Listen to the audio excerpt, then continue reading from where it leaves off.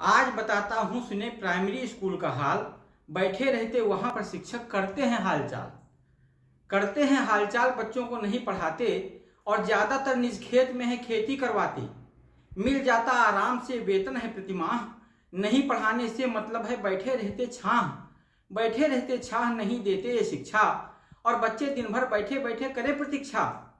अक्सर दे देते हैं छुट्टी बहाने मीटिंग, और विकास शुल्क के नाम पर ये करते हैं चीटिंग।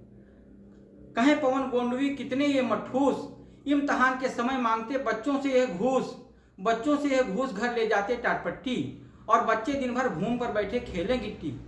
कहें पवन की देखिए कितना भ्रष्टाचार, आंख मूंद कर देखती यह अंधी सरकार न इससे मतलब भाई, इसके बच्चे नहीं है इसमें करते पढ़ाई।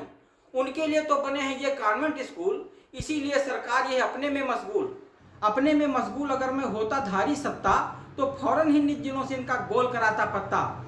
पर जनपद में जाके ये बच्चों को पढ़ाते, बच्चे भी पढ़ने में फिर खूब ध्यान लगाते। धन्यवाद।